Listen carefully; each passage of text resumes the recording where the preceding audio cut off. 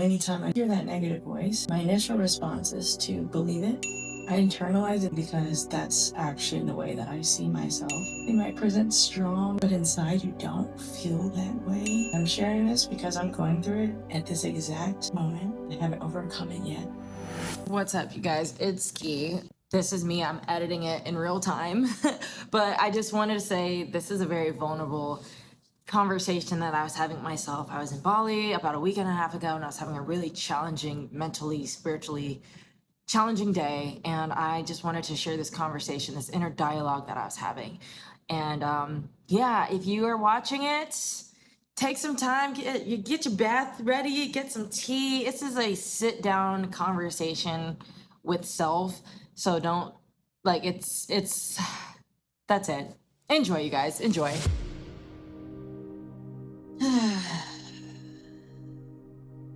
We're in a flower bath here in Bali. Today it's a little cloudy. And although I've had a great last 5 days here in Bali, my mind is a little cloudy today as well. I'm practicing grace with myself because not every day is a motivational day. Not every day I feel on top of the world. Actually, more days than not, I feel like I have to be so intentional about uplifting myself. And today is one of those days. Being here in Bali, I realized how much I speak negatively to myself, and I've been intentionally asking God to show me how to love myself the way that He sees me, see myself the way that God sees me, to have grace with myself the way that He has grace with me, and to forgive myself because He is so forgiving. And so anytime I do feel like or hear that negative voice, my initial response is to believe it, take it for what it is, that I'm not worthy of great things, that I'm not as dope as I think I am. I'm faking it till I make it, which is sometimes, most times true, but the fact that other people can see that and it brings this imposter syndrome to me, right? So I've been praying for God to show me that, and He has reminded me that just as much as I believe that voice that tells me everything that I'm not, I also have His voice that tells me everything that I am. That I am His daughter, that I am chosen, that I am loved, that I am worthy of love, that I am innovative, I'm creative, I'm a great friend, I'm a great daughter, I'm a great sister, I'm a great partner. It's hard to practice believing the positive things about yourself. I think deep down for me, it feels a little arrogant. Like, how dare you believe that you could be great? Because who are you to think that? I have this preconceived notion that if I think that I'm great, then I see other people as less than. And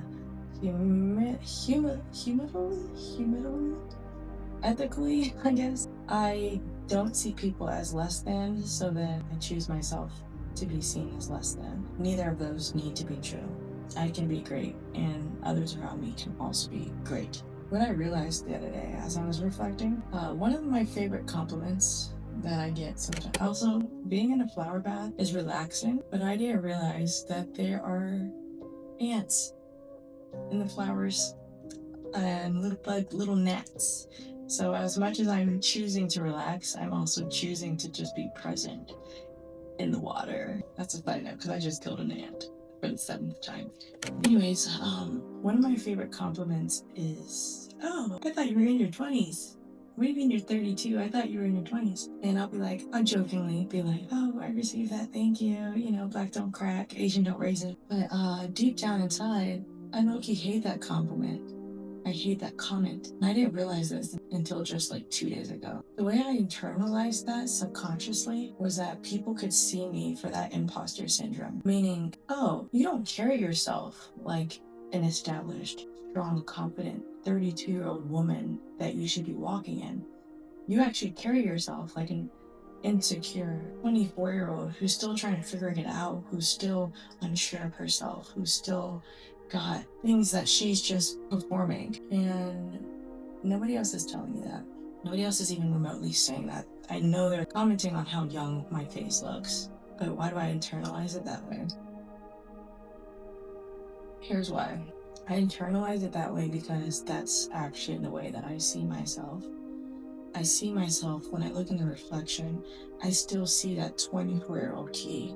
I still see a 26-year-old Key, even like 27-year-old Key, who was actually very insecure. She looked to other women in the room that were lighting up rooms.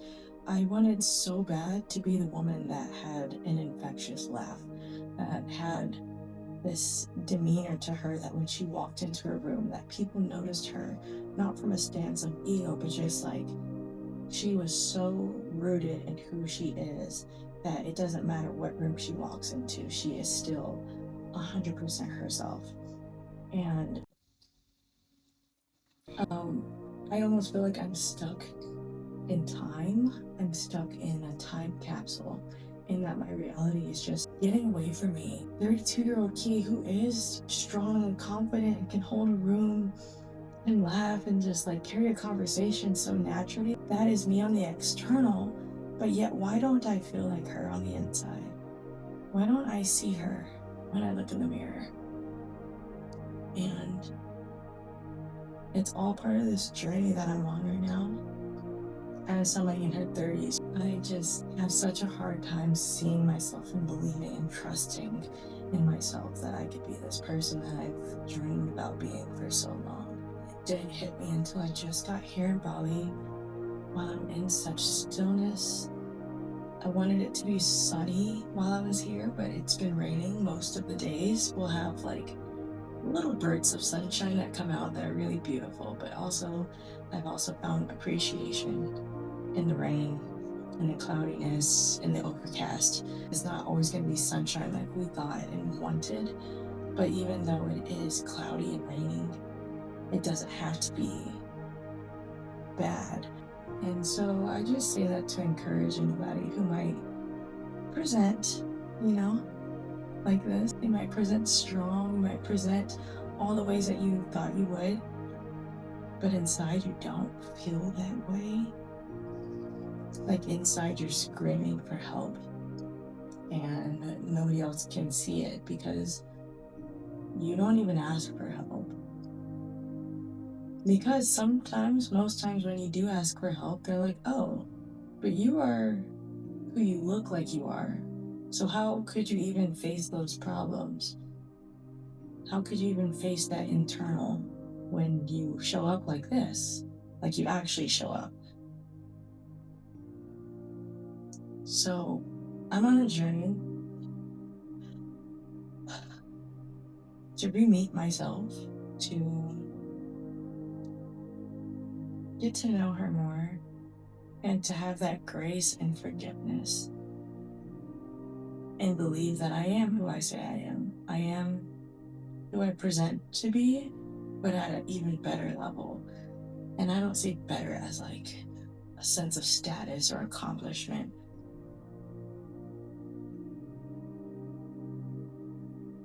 Ultimately, there's nothing that I can do to earn God's love even more. There's nothing I could do that would separate me from God's love.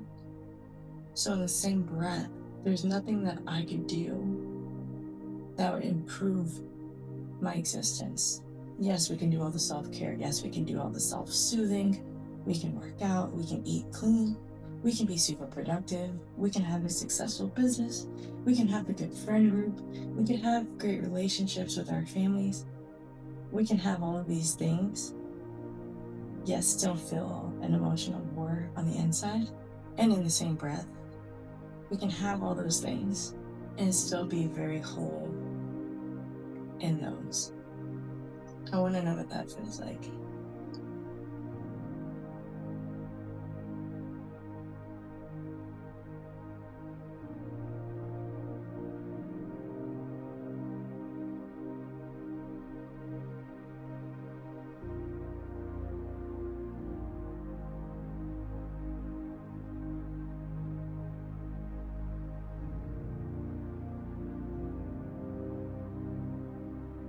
But the way I plan on moving forward in it is counteracting every single voice that I hear. When I hear, you're not loved, Key, you could never have a successful business. All those people who scale and are able to travel the world doing what they love, having great partnerships, and just being full, like you can't have that. When I hear that voice, when I'm actively learning in this exact moment, literally on my way here to this spot today, I counteracted those thoughts with the words that God speaks to me. And that might sound cliche, that might sound woo-woo to some of you, but that's what works for me. As I literally was in here, or on my way down here, and I said, Kiki, you're loved. You are loved. You're creative, girl. You're dope. You got it going on. You shake rooms when you walk in, and like, people don't need to look at you, but they can feel you. And that's so much light. That is light. It's not power, it's light.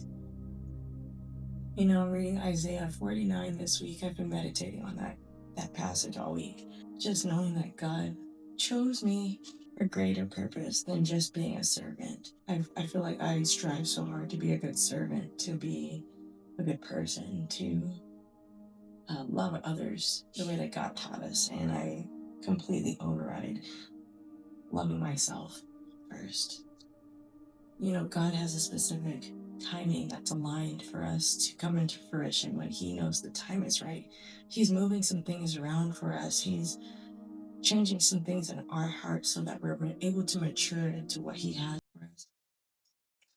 And at the right time, He's going to bring it all back to us, not by possession, but by the fullness of our heart. And what I've really been like meditating on is I turn my mountains into roads. These mountains that I'm facing, these struggles that I'm going through in real time, the things that are so hard for me to move through, eventually, and not even eventually, like right now, I'm turning them into roads. I went on a hike the other day. That mountain was so steep. But even looking at the path on the hike, somebody made a road that we had a path to go through. And I just imagined if you went on a mountain and just hiked it for the very first time, there's no pathway, there's no trail, there's no road. And the fact that I'm walking up this mountain, this is not my first time going up this mountain that I'm facing. I'm creating a road so that I'm getting a little further every single time. I'm learning more about myself every single time. I'm ultimately creating a pathway that I've been able to pave by just living the life that I am, by learning the things that I'm learning, so that somebody else can find a way and not feel so scared on that journey. If you've ever gone on a hike and there's no trail, it's terrifying because nobody else has been there. But the fact that there's a road signifies that people have been here before and after, and that they survived. So it gives us a hope. Even though this is still kind of scary and challenging, I know that it's been done before, so I know that I can make it to the top. I'm finally, right now in this flower bath, got the courage to share the pathway that I'm paving in my mountain. Firstly, in hopes that it will heal myself. It will heal my self-vision, my self-worth. And secondly, so that it will heal whoever else is going through a similar mountain. The things that we go through are not for us. They are for us, but they have so much more of a bigger picture. We're not in this world alone. And God is just so beautiful like that. He's just so beautiful.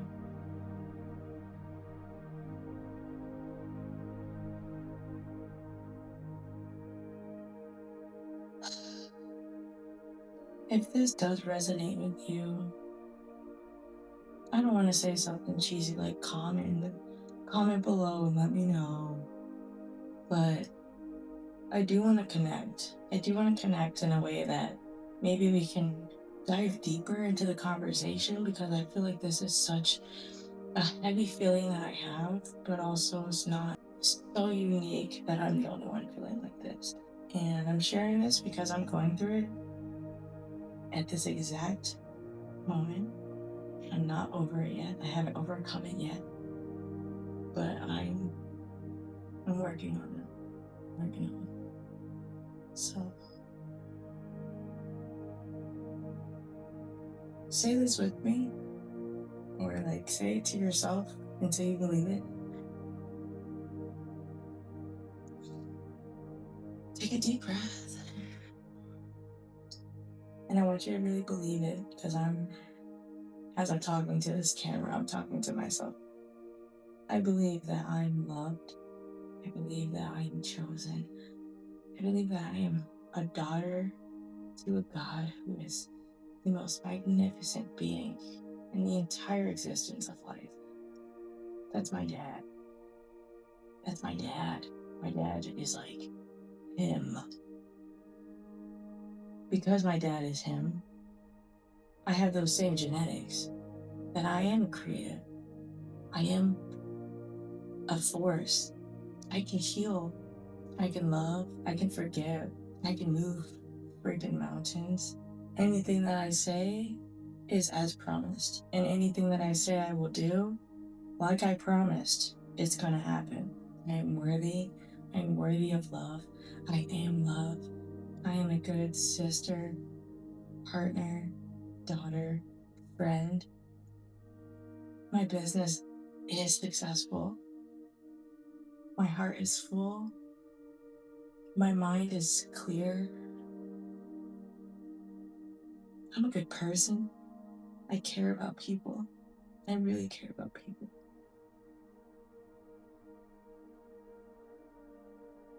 There's a chicken over there. There's a chicken over there in like the field. There's a white chicken that looks like a hen. And the grass is just all green, and there's a white chicken by itself.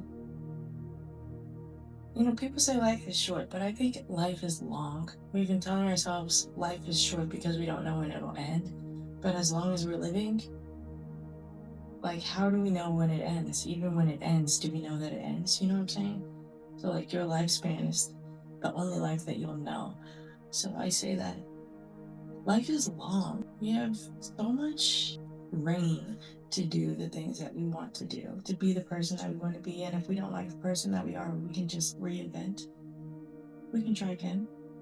We can be somebody else.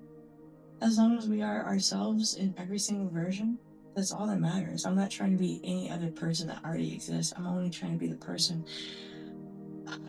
I personally am craving to be. I don't want anything else that anybody else has. I redefine my happiness as not financial gain. I'm realizing that as I travel out to another country where the American dollar goes so far, I'm like, what is life that we have to grind and hustle so hard? The American dream is such a scam. We have so much, yet we're probably the most depressed country in the world. That has to say something. Our system doesn't care about us. Our healthcare doesn't care about us. Why do we spend so much time working at a job for 60 plus years just to gain retirement, and we can't even explore the mountains because our knees are bad? I don't want that for you. I don't want that for me. So I want to explore. I want to try daringly. I want to be bold. Do things that scare you. That's the biggest thrill of life. If I see that something scares me, I'm like, no, I gotta do it. I gotta try it. All in all, I just say, we out here trying to practice grace with ourselves and forgive ourselves and love ourselves and see ourselves the way that God sees us. And that is not easy work. It's simple, but it's not easy. We're gonna be okay. I'm gonna be okay. I'm actually great. And I mean that wholeheartedly. I'm great. I'm in Bali in a flower bath on a Thursday at 2 p.m. What is life then? Well, I'm gonna spend the rest of this bath time with ants by myself. Like I said, if you resonated with it, either comment in the comments below or like shoot me a DM. But like seriously, I wanna hear your story. I wanna hear you overcoming. I wanna see you believing in yourself and seeing yourself the way that God sees you. Because it's a beautiful thing once you do. So Love you.